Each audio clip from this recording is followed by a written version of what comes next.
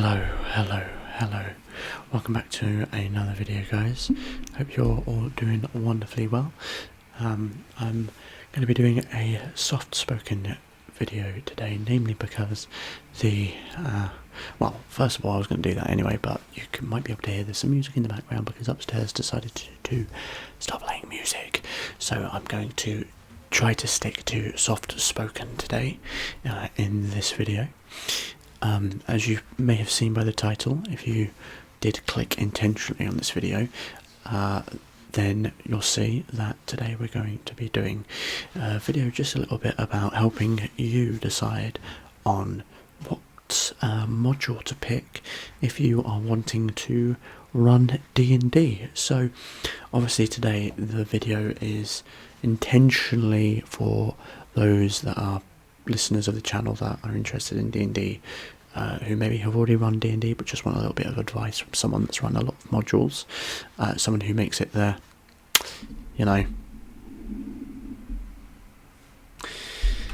entire personality. Wasn't intentional I was writing this today, but there we go. So we're going to be talking a little bit about some of the official modules. So if you're wanting to learn a little bit about what module might be right for you in your group, or whoever you are thinking of running it for, then this is going to be the video for you. If you're not interested in that, you might still enjoy the sounds, so I recommend sticking around anyway. It's just going to be whispering today, no gum chewing, no eating. I may drink from time to time because I'm going to be doing a lot of talking, but otherwise you should be able to at least enjoy the sounds. I'm going to try not to slip into whispers, but I can't help it sometimes. So, with that said, first and foremost, you have to decide on what kind of D&D you're running. Now, I'm going to presume you're playing D&D 5th edition for this video because I don't have anything to say about the other edition modules. That is not what this video is about, and I guess you could theoretically do that and transpose a module to different editions. That is not within the scope of this video, so if you want to do that, look elsewhere. But we're going to be talking about you playing a D&D 5th edition, and even within that there is the question of which version of D&D you're running. Are you running the 2014 rules or the 2024 rules? Ultimately, it doesn't make a difference. You can run either or. I do recommend you use the updated rules. I personally really like them. Not everyone does, it's a bit Marmite. Not everyone likes the changes. I quite like them, so I recommend personally trying the new 2024 rules. But again, it doesn't actually matter. The modules are interchangeable for those versions. You might see a few things here and there that you don't agree with, and there are a few things off the bat that I'm probably going to mention before getting into just in general of modules that I think are points of contention with how some of these things are written. So, with that said, I am assuming you are running D&D 5th edition. It doesn't matter which version of it is, and I'm assuming that you are going for a module. You're going for something pre-written that you can take, you can change, do whatever you want to with it, but ultimately something that you are going to take and adapt, not write for yourself, so not a homebrew campaign. So we're going to be talking specifically about 5th edition modules. Now, before I get into what might work for you, there are a few things to mention. Firstly, not all of them are written perfectly. They're different. They're different writers, so it's not like there's one person that writes them all, which means that the language used, the interpretation of the rules are always a little bit different. So, for example, there are many times where investigation is used to find something, and investigation is not meant to be something that you use to find something. Investigation is a logic skill, not a senses skill. So in many of these modules you will see an investigation check to see a secret door, or an investigation check to find something secret. That is not what it's meant to be for, at least as specifically written, and certainly reinforced in the updated rules, that it's meant to be understanding something. If you use a perception to find a lock, use an investigation to understand how it works, or to find a trap, how it works is an investigation, or putting clues together. I like to think of investigation purely as like a logic skill. As I guess said before, it's about applying a logic to a situation. I just thought I'd preface with that. The other thing to make note of is that a lot of these modules will change in terms of the quality of their flavour text and how much they give you. Some modules will not give you any flavour text for anything. Some of them will give you a lot. Some of them will give you stuff presuming you're using a VTT.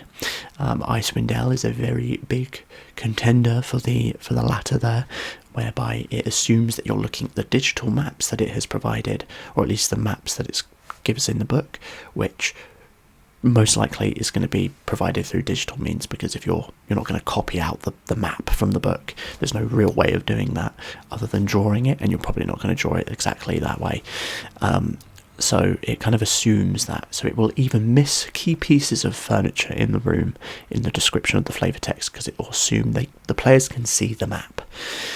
And as for the first, that gives basically nothing. Dungeon of the Mad Mage gives you basically no flavour text, so you have to describe the room based on what you've read already. So puts a lot of pressure on the player, a lot of pressure on the GM to make things up. So that founds the basis of like the questions that you should have. What is it you want out of the module?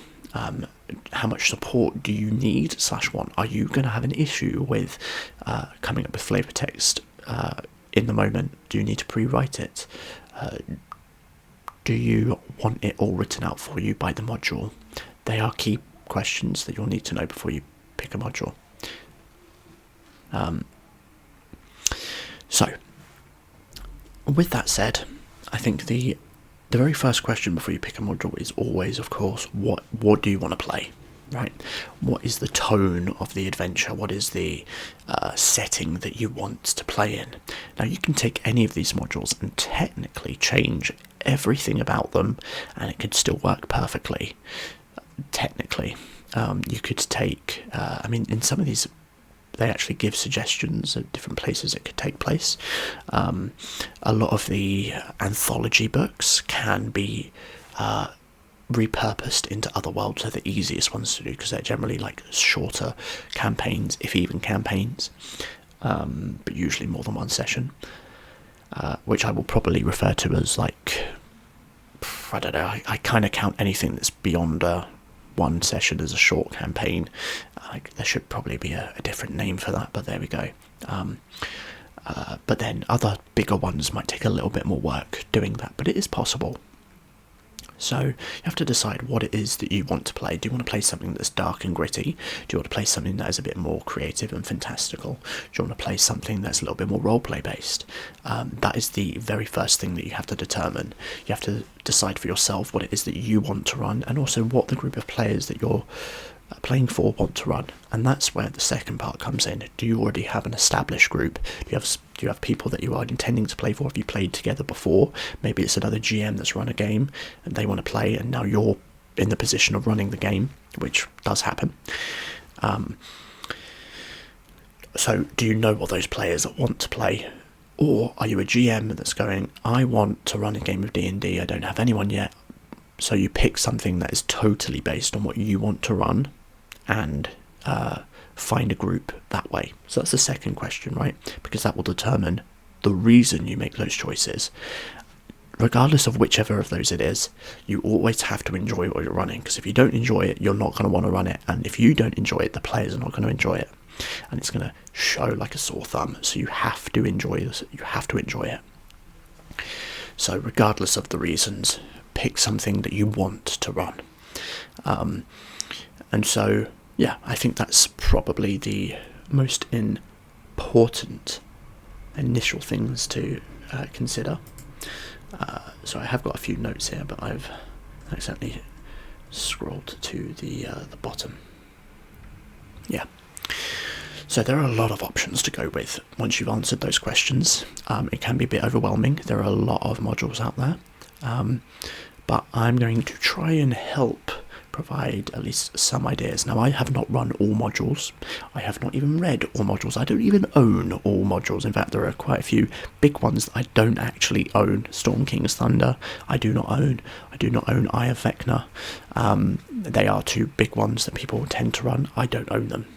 However, I do know about the context of them a little bit. Alright, so I was going to check something real quick. Alrighty. So, the first thing to make a point of here is some of them are a little bit more easier to run than others. If you are playing with a group that, I think, by the way, I'm just going to jump straight into it. Okay, I'm not going to preamble much more than this. So if you're looking for something that you want to run with people that are brand new to D&D, if you're a new GM as well, this is really useful, but especially if you're running for new players as well, or most of the group are new players, what I would recommend is that you go for one of the initial adventures, one of the sort of starter sets. Now, there are a number of those actually. One of the original ones is The Lost Mine of Fendelver. The newer one is Dragons of Stormwreck Isle, which is a slightly shorter adventure. And then there is the Essentials kit, which is sizably longer. So, the reason I mention those three is because they are designed to give, the actual adventure itself is designed to introduce new players into the game and to introduce new GMs into the game, to help you sort of figure out exactly how the game works, help players decide how the game works. And so they are designed in a way to kind of bring you into each of the sort of parts of the game organically, and can be designed to bring in the rules slowly but surely. I recommend those if you're looking to begin. The Lost Mine of Fendelver is level 1 to 5. It's a bit more of a linear story with a bit of sandbox open world midway through. The first two chapters of the book are very much they get ambushed on the road to Phandalin. They go and investigate a cave, and then they end up following a linear story until chapter 3, where they will have some side quests they can go out and do, interact with the town, do some side quests to find a location, and then after that the final chapter sees them arrive at Wave Echo Cave, where they will do a big dungeon crawl, and so that module itself gives you basically every pillar. It gives you roleplay in a town, it gives you side quests to do, exploration, mystery, it gives you a dungeon crawl, it gives you a lot of combat, a lot of roleplay. So perfect for the beginners. That is level 1 to 5. The Dragons of Stormwreck Isle is a little bit more isolated. It takes place with adventurers going to an island, which I forget the name of. I don't know if it's actually called Stormwreck Isle or not, but it's only level 1 to 3, and it involves dealing with some dragon activity on the isles there. Again, it's a bit more linear, but it provides opportunities for players to make decisions about where they go, what they want to do, and it's a quick, easy introduction adventure, just to get people in the understanding of what D&D is. And from both of these adventures, you could go off and make your own afterwards, right? Or you could jump into another adventure that starts at roughly that level. If you're a bit more experienced, you could use a module that starts at a lower level and then kind of introduce them midway through. It can work that way, but yeah, you could give that a go. Definitely a good suggestion.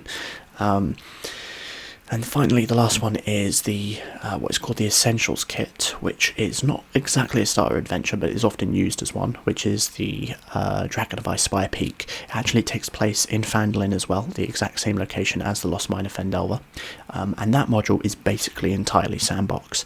The players arrive at the town, they have a bunch of quests that they can do, they choose to do it, and the number of quests they do determines how they level up. So once they've done one of these quests, they'll level up. Once they've done 2 of the second tier quests, they'll level up. But they're always making decisions. What do they want to go out and do? And it's almost like West Marches style. And West Marches is a campaign style, which is they have a hub, they go out, do exploration, and do kind of like adventures and come back to this hub. and explore the area around. It's not exactly that, but basically they're doing a sandbox of deciding what quests they want to go out and do. So if you're looking for something that's a bit more sandboxy, give players the ultimate agency, that would be the adventure I would suggest. Once you've picked that, you can then decide if you want to run that adventure onwards, you can, but if you're looking for something that's a little bit shorter, that would be a suggestion, right? If you want a campaign but you don't want it to be going on for years, they are some of the easier ones to do, and because they're shorter, you can adapt them as well. The option that actually kind of leaps off of this, if you want to set up a big adventure but still run something that's good for beginners, the Lost Mine of Phandelver, in what year was it? 2023, September 23, I think it might have been. Yeah, it was September 23. Released Phandelver and Below the Shattered Obelisk, and Phandelver and Below the Shattered Obelisk is Lost Mine of Phandelver, but like retrofitted. It's been revamped, remastered even, and then there's another adventure that goes from level 6 to level 12 afterwards. It's very different. The first adventure, of course, Lost Mine of Phandelver, is more classic general fantasy. Shattered Obelisk delves more into the cosmic realm and actually goes to the far realm and involves mind flayers and all that sort of stuff. So if your players like the Baldur's Gate 3 with mind flayers and the Illithid and all that, they will probably like that adventure because it delves right into that, and you end up fighting an elder god. I probably should have given warnings for some of these adventures. If you don't want, spoilers, do not watch this video. Cut off now. So that's an option there if you want to set up with one of these beginning adventures, and then going to an actual module. There is one that actually exists that can do that. That's set up within the scope of that. Now, before I go any further, what I should say is a lot of these adventures will need work. Not all of them are, how do I say, it's high quality. Some of them need adaptation. Shattered Obelisk is one of those. I have heavily adapted both Lost Mine and Shattered Obelisk. I've adapted Lost Mine because it's easy enough to do that and to give it personal flair, and I like adapting it. It also makes my games more unique, so that I'm not just running the module, so that when players do play the game, they can do it and enjoy it. Also, a lot of existing players have played Lost Mine or Phandelver, so having different elements to it means it has replayability for those that want to play Shattered Obelisk, the later adventure, but want to run through Lost Mine again. So, yeah, if you've already run Lost Mine of Phandelver, you could make adaptations and run Shattered Obelisk afterwards. But that, again, is only if you're looking for more of a cosmic horror, weird alien vibes, and you will go into the far realm and it will be super weird, so if that is your vibe, that's a good one.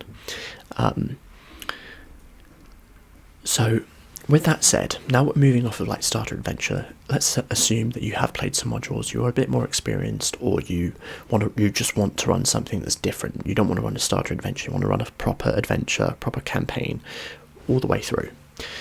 You have to make some decisions here. You have to understand your players, if you have them already, or the type of players that you want, / what kind of game you want to run.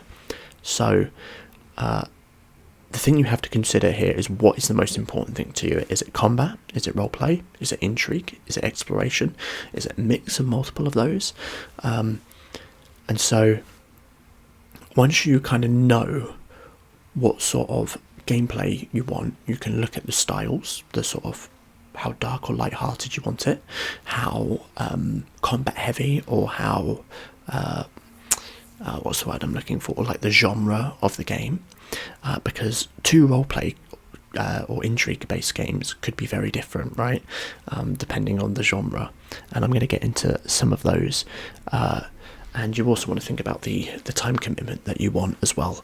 And this is probably a good point before we get into longer campaigns to talk about anthology games. So anthology games, in fact I should have shown you some of the books, but I actually don't have any of those because I have the more digital, the ones I just mentioned before. But let's talk about an anthology book. So, let's just see here. about that, guys. So I have a number of anthology books. These are 3 that I have. There are others that I don't. There is Ghosts of Saltmarsh, which is like a book that's set in a very particular area within the Grey. What's it called? The Greyhawk setting, kind of around this this particular region. If you like seafaring adventure, that's a little bit more of that vibe. If you're looking for something to do with the astral, like the sort of the staircase, the infinite staircase, is a newer book which has a collection of adventures relating to the 2 sort of planes and the astral realm, but I don't know too much on that one. I'm trying to think if there's any other ones that I can think of off the top of my head, but we have one here. It's called Journeys Through the Radiant Citadel, and this is an anthology book which has a bunch of adventures in the what's it called? It's kind of centered around the ethereal plane and the mists and ethereal realms and such. I haven't properly read through this book, I'll be totally honest with you. I've not really delved into it, but that's kind of that one. If you're looking for something that's more like plain, a little bit more, I think it's more sort of like, it's a little Fey inspired, but there's a lot of influence from sort of, I guess, like South Asian cultures. I think that's kind of what the intention is, which is interesting. It's nice to see it actually done with some respect, personally. But yeah, it's an interesting series of books. And so an anthology, by the way, because I guess I didn't really describe this, an anthology is like a series of individual adventures. You could run them one after the other, but they're like individual adventures that the group could only, you could run like one of them and it would be like its own thing.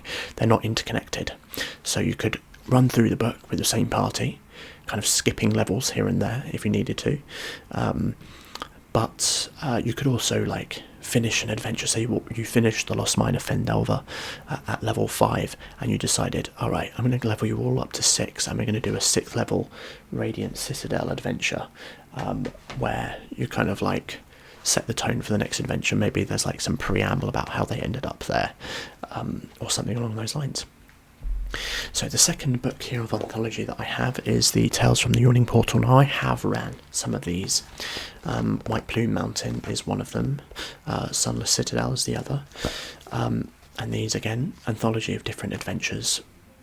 Now these are actually meant to be older dungeons that have been remastered, so things like the Tomb of Horrors, which is the classic player killer dungeon, and then a bunch of other ones from either really old dungeons or updated ones from that came out in the last sort of several years, in 3rd or 4th edition, and have had some adaptations as well. So you've got White Plume Mountain, which is a classic adventure that has been updated for 5th edition. So this is more dungeon stuff, right? You'll find that this is more about delving into dungeons and doing like classic dungeons. So these do take, like these anthology ones can take multiple sessions. They don't always take that long, but especially the dungeon ones, they're probably going to take a little bit longer. It depends on how long you play your game for, right, in a day. Because I used to play 12-hour sessions when I was playing with friends. I do not run that online though. 2 to 3 hours really, or 4 at a max. And the last one I have here is, for those of you that would be more interested, it's something a little bit different in D&D. So this is the Keys from the Golden Vault. Now, if you want to run heist adventures in D&D, this is the book. This is about running heists, and that is flipping awesome. They're really good, I think. I have run a couple of these, and I think they're really great. So if you're looking for something where you want to run your party through, like doing a heist, you could do that. Now, they don't take a long time, really. There's not a massive amount of combat. The intention design of that is that you could just get through the game without having to get into combat. That's kind of the point of it, because it's heist, but some of them are going to end up in a fight if you do something wrong. So that's a heist one. So you can see already in the anthology books they're so different. You've got one that's like more sort of this ethereal realm doing like adventures and quests. The other one is like dungeons, death dungeons, and then the third one is like doing heists. And the beauty of these anthology ones is you can add them into existing adventures, right? If you are getting bored in an adventure, you could say, hey guys, let's take a pause for a week and let's go and run this dungeon with different characters.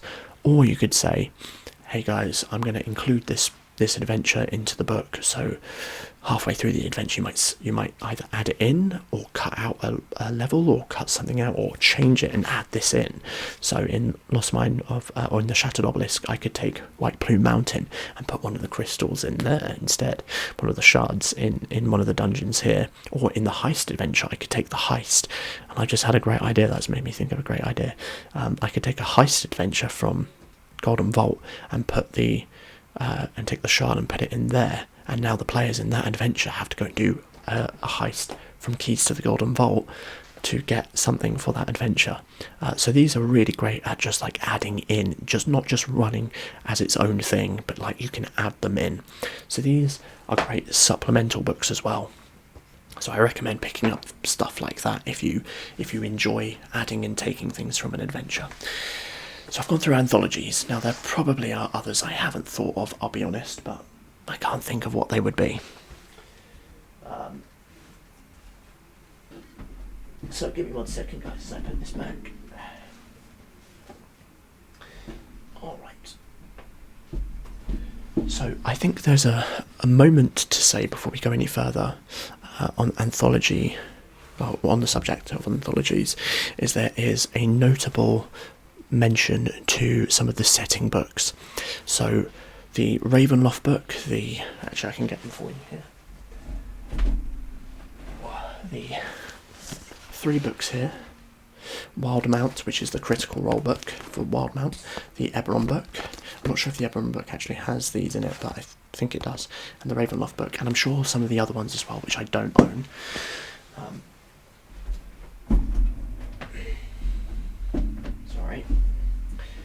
Some of them include plot hooks, suggestions for adventures. Now, some of them also include like their own adventures. So at the back of the Ravenloft book, there is a single horror adventure designed for you playing as survivor archetype characters, not actually 5e characters, because in Ravenloft there is a rule set for building kind of horror survivor characters that you might see in like a slasher film, which is pretty cool.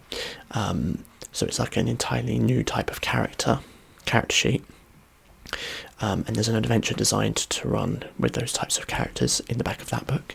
Wildmount includes like 4 different adventures, which you can run as well.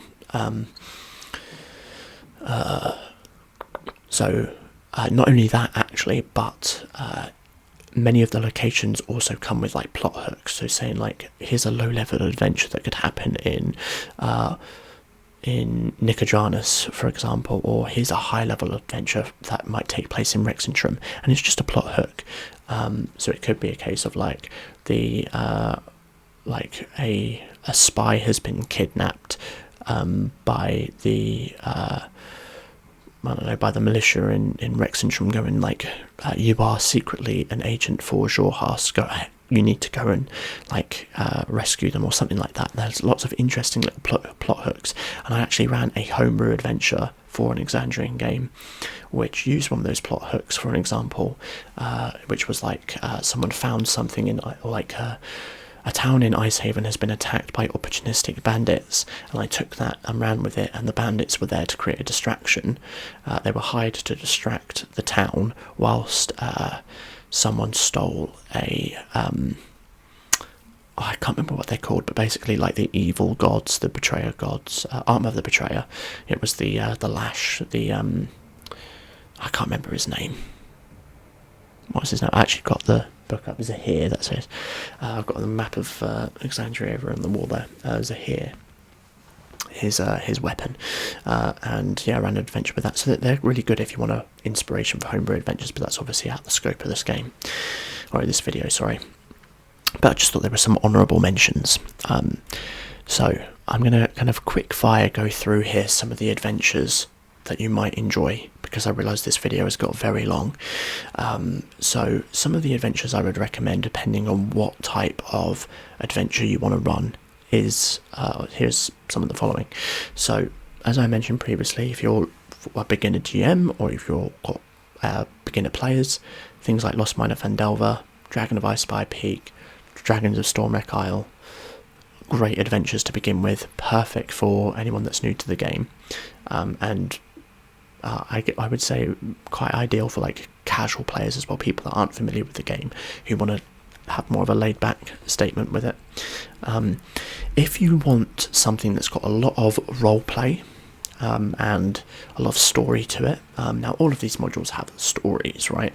That's the point of them. Even if they don't have an overarching story, some of them have quests which kind of guide the narrative. But that said, if you want one that's going to be a lot more roleplay, you're going to roleplay a lot and you're going to be doing it all the time, Waterdeep Dragon Heist is a very, very good example of that, which is based in the city of Waterdeep.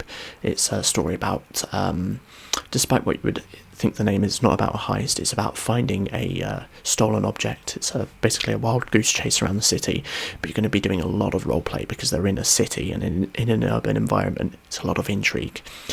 If you've ever run that adventure, if you're feeling confident, I recommend you run the Alexandrian remix, which basically guts most of the adventure, takes the core elements and changes it. It rearranges near enough everything, and it makes it so much better because it puts every villain in play.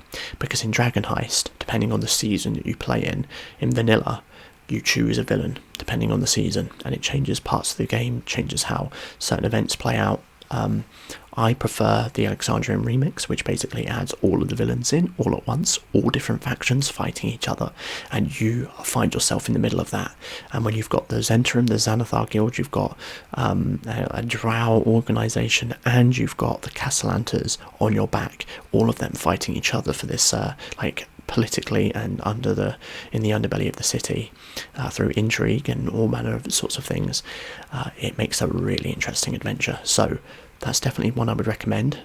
I would not suggest doing the Alexandrian remix unless you have the time to sit down, read it, and understand the adaptations. You need to read through the module first to really, really understand why the changes are there. But that is definitely one I would suggest. If you want to play in an urban environment as well, because many of these adventures do not take place in an urban environment, this is one of the only ones you'll find that will do that, then I recommend that one. I played in it, I've run it, and it is a great adventure. The second one I would recommend for more roleplay focused games would be Curse of Strahd. Now this is obviously a very different type of game. The other one was more like political intrigue, but still very high fantasy. This is a bit more low fantasy. This is more gritty. It's a gothic horror game. Oh, sorry guys, I'm wondering if I'm talking too loud. I'm sorry. So Curse of Strahd is gothic horror. It's a horror game.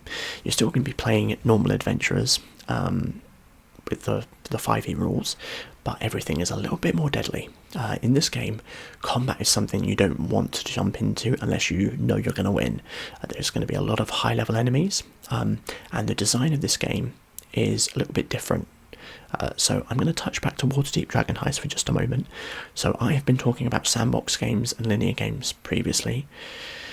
Most of Dragon Heist is, per its vanilla design, very, very linear. The adventurers get a plot that they have to follow. Chapter 3 is entirely sandbox and just like go off and do stuff in the city, do faction quests, and then the plot finds them again when the GM gets bored, basically, with a fireball going off outside their building, and then the chase is on again. In the Alexandrian remix, there's a little bit more choice, where the players will be given the option that they'll be given information that they need to collect these parts to form this stone, the object that will lead them to the Vault of Dragons in the city, which in Dragons just means gold coins in Waterdeep. And they will they'll find out where these things are, and they will then actually plan heists to try and get them in the Alexandrian remix, which provides a bit more of an open world, I guess, idea to it, but in the standard game it's not like that. It's very linear. Curse of Strahd is the middle ground between that. In Curse of Strahd, the players are dropped into Barovia, and that's them. There is no plot. There's no story to follow. Every single chapter is just here is information about the location. Ultimately, their goal is to get out of Barovia and defeat Strahd. Now, they could, from the beginning of the module, they could do the thing in the newer Zelda games, right? They could walk straight up to Castle Ravenloft and they could try and kill Strahd. They will die, but they could do it. That's the point. There is no plot. You design the plot as the game unfolds. Really, the characters create the plot. There are things that will happen. There are events. There's people they can meet. But ultimately, what they get told will be, here are 3 items that will help you defeat Strahd. It is up to you to go and find them and to deal with them. Here's a bit of information. Do with that as you will. And so the players decide when it is that they're ready to defeat Strahd. I've been running it for some time, and I've done videos about having issues with that campaign, really just with the players, to be honest. But or some of the players that were in the game that aren't any longer. But yeah, so it's gone on for a very long time. But the point is that really they could. Oh, that's my stomach. They could go and do whatever they wanted right off the bat. And so as the campaign goes on, there is a threshold, right? Once they hit level 10, they can't get any higher, because that's the point, that they hit that limit. And honestly, at that point, Strahd will probably start to feel threatened by them and will try to kill them, whether they want to or not. So it's better that they're prepared to do it on their own terms. So they gain levels by helping people in the towns, by achieving certain goals. That doesn't necessarily mean killing enemies. For example, rescuing children from the 3 hags that basically make pies out of children. Rescuing the children gains them a level. They don't have to kill the hags to do that. I don't remember if that's in the book or not, or if this is in Strahd Reloaded, which is the version of it that is done all through Reddit posts, which is really, really good. It's very much like the Alexandrian remix. Curse of Strahd Reloaded adds a bunch of new information to the module. But I am digressing a little bit here. So if you're looking for something that is gothic horror, that will have the players be a bit more cautious, but will still have this heightened story whilst putting entirely the agency on the players to decide what they do, where they go, then that is a great module. What I would recommend as a caution, though, is obviously you are going to have to, as a GM, figure out a way of nudging them, right? Because at least with a linear story, with people telling them what to do, they know where to go and what to do. One of the issues that I found was when they got to Vallaki, they got the first quest, which was take Irina to Vallaki to get her safe. Once they hit there was very much a moment of like, okay, but now what? Part of that issue was they didn't even give a shit about the prophecies. I gave them this really epic prophecy thing, and they didn't really latch onto it. That might be a little bit them. That might be a little bit on me. At the end of the day, it is what it is. They didn't latch onto it, so I needed to find a way to try and give them more information. And it was continuously an issue where they didn't really latch onto it. I think it came a bit too late. So really what I would recommend is really hit home with the prophecies and indicate to the players this is something important. Guys, I haven't had lunch yet. I do apologise for my stomach. So, moving on from more roleplay heavy games, I want to touch on some modules that would be for those that are a little bit more interested in combat. So if you're looking for exploration or combat focused games where you're not as interested in... Oh, 1 second, guys. Yeah, if you're looking for more combat focused games, then things like Tomb of Annihilation or Dungeon of the Mad Mage is going to be more of an interest for you, right? Because they are games that are focused more on exploring dungeons and going through. You're not going to be role playing as much. Like, you're not going to have intrigue or political stuff going on. It's going to be purely like room to fight, to trap, to puzzle. And so if you're interested more in that, then that's going to be kind of the adventure for you. Definitely recommend that. Storm King's Thunder is a little bit like that. It's a bit more of an epic fantasy. I would say that, and the Tyranny of Dragons campaigns are much more epic fantasy, where you'll be going over large swaths of land to different locations to do dungeons there, to do big quests. If you're looking for like big epic themed fantasy, Lord of the Rings style, heavily recommend Tyranny of Dragons, which needs a lot of work. to make fun, especially the first few chapters, which are really bland. Storm King's Thunder is another great example, and that itself actually, if I recall, allows the players to make a choice early on which place they go to. They can go and save a few different towns, or they can later on decide which kind of giant fortress to attack, or something along those lines. So there's still a lot of player choice there that you'll give to them, and they'll say, we want to do this, and you're like, all right, okay, I'll prepare that, and there you go. For ones that are a little bit more kind of like dark and gritty, I would recommend things like Descent into Avernus or Out of the Abyss. Descent into Avernus begins in Baldur's Gate, so if you and your players have played Baldur's Gate 3, you'll enjoy this one. It actually begins with the players in Baldur's Gate, kind of investigating some murder and crimes. I recommend changing this a little bit by having your players start in Elturel before it's destroyed, to really set the tone and let them actually care about Elturel. Otherwise the adventure falls apart, because why would these strangers give a shit about Elturel if they've never experienced anything with it? Whereas if you start them in Elturel, when the destruction happens, they have a little bit more of a weight to it.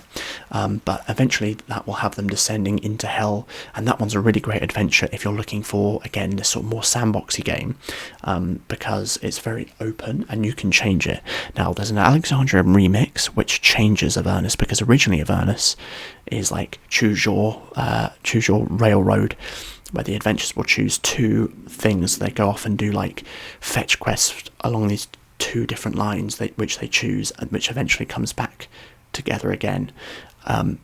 The Alexandrian remix basically revamps the entire thing, and makes it more of like an open world sort of game, more like go to these different locations, get these different objects, eventually resulting in freeing Elturel and potentially redeeming or killing oh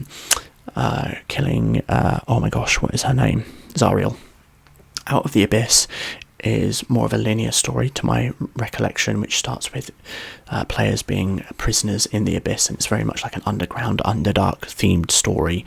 It's quite dark, so I kind of recommend thinking about that beforehand. But yeah, there's some of the adventures that are a little bit more like gritty, but also like very epic stories of their own right. And then finally, if you're looking for something where you could entirely ignore combat altogether, Beyond the Witchlight is probably a good suggestion there as well, with